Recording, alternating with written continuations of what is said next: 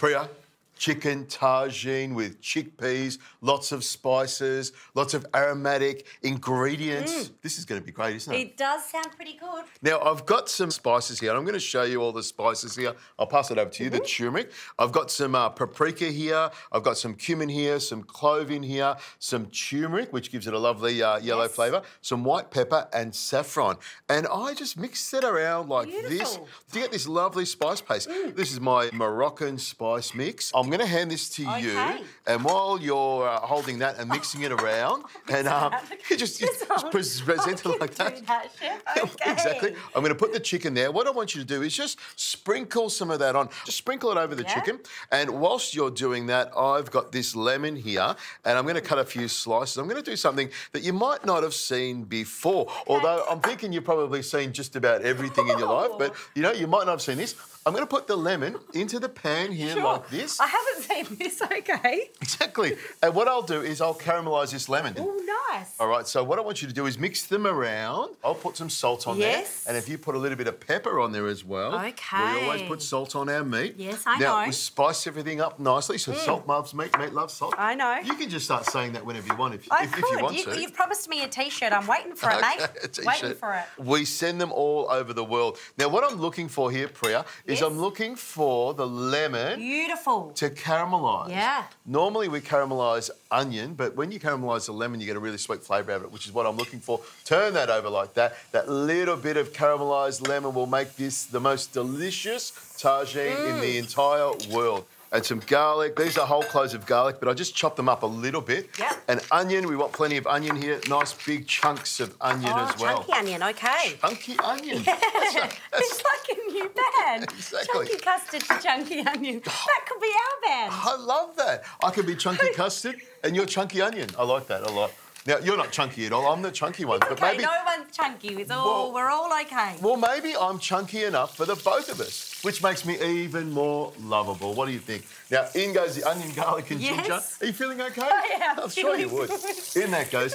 Now, I'll grab this over here. I've got my other pan. I'm using my two-pan method. Yes. Which makes things really easy. I like cooking with lots and lots of heat and lots of pan action going on. And you're not cleaning the pan, so you don't mind that you're using any of them. What's the word? Where I tend to go for one pan, you'll go for a couple. Exactly. Yeah. Load it all up. You just put them over there, don't you? And they something happens. And they all get cleaned up, something like that. Now, I'm just going to brown this off. Now, keeping in mind, Preeya, that because we've got all the spices on here, it will colour up really quickly. Yes. So we just want to use the pan enough just to brown it off a little bit, but do keep an eye on it. Now, there is some extra spice mix here. We will use all of it. We want it to be nice and spicy and flavoursome. There's lots and lots going on here. Now, I've got these tomatoes. Take them out of the packet first. It's a good idea to take them out of the packet before you use them. You're giving me these details. Thank you. It's a good idea because that's a pro tip. There's so much trust this way. Take them out of the packet. Guess what? I've got this. Cut them into quarters. Yes. Now, these have tiny little cores on the inside, so you don't need to take the core out of it. Oh, good, because I wasn't going to. I saw that panic look on your face. Now, can you smell that lemon? Oh, I can. It's amazing. All the aromas are beautiful. The spices, the lemon, stunning. There we go. Now, the spices that are left over in here, I'm going to put them straight into the pan here to cook down with the onions and the lemon. A lot of spices go into this. But this is a big meal. There's going to be lots of sauce. I'll grab coriander and spring onion as well. And I'm just going to chop everything really nice and chunky. Being careful as we get down to the root of the coriander. Yes. I'll leave that aside. I mean, if I really wanted to use it, I could give it a really good wash. Not that there's anything dirty or sandy in what we cook, but you could just... You never know. Exactly, exactly. Now, I'm going to turn the chicken over now, and you can see it's just starting to brown off. Yes. And we're getting that lovely aroma in there. And I'm using my favourite fork in the entire world that's just trying to get that chicken over there like that. What would happen if I ever tried to use that fork? Well, I don't know. Probably one of the things... We'll find out, friends. Maybe we don't find out at all. I've got some stock over there. We might need to just take the top off that stock there. Sure. And you can see over there I've got a couple of bowls of tomatoes. I want you to bring them over with the scissors. You can see I'm using whole peeled tomatoes. Yes, chop them up. I chop them up. I find you can get in there with your hands, but I like the body of the tomato to be a part of it. So just get in with the scissors and chop them up. And you can see they're really good quality tomatoes. Yes. Lots and lots of flavour in them, and they will make this tagine even more delicious. Okay. Now, I'll stir this around a little bit. You can see the spices are starting to soak up all that oil. Yes, beautiful. It's looking good, isn't it? It is. I can already imagine these flavours, and I'm excited to try this. A little bit of stock in there. Is that cut up enough? That's perfect. Okay, beautiful. Into the bowl, into the pot that goes. Stir that around. Yes. And I've also grabbed this tomato, put that in there as well. Turn that around there like that. And now we put the chicken in here and make it even more delicious. I was getting the chickpeas from you. No, well, it's the chicken. They will go in there. Oh, beautiful. And what we'll do is we'll snuggle these little chickens in there on the side there. Yes. And if you can pass me that stock, we're just going to use the stock to do something to get all of the... Deglazing, I believe it's called. Deglazing.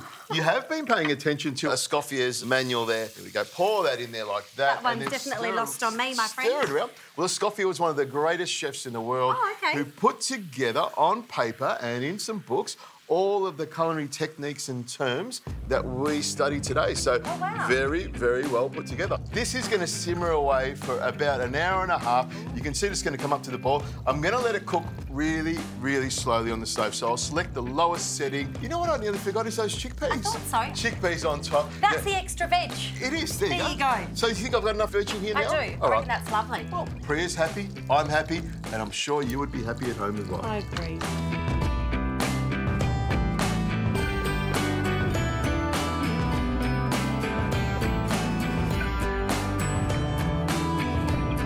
Preeya, I've got this nice big fork here, and I want you to fork up the couscous. This quick couscous is fantastic. Oh, so good. Really easy, especially with kids. Game changer. I'm always making this stuff. Now, look at this. Wow.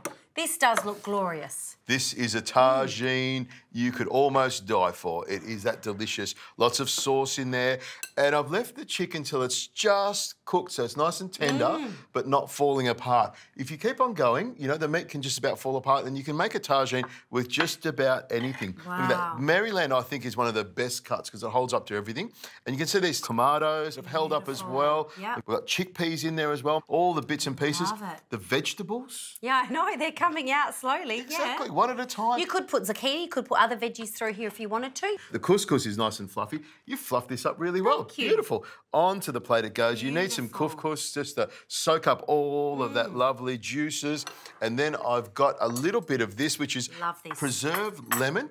You can buy this in most supermarkets or gourmet delis. It's preserved in salt because it is quite strong, but it just adds so much flavour to it. Salivating as you put that on.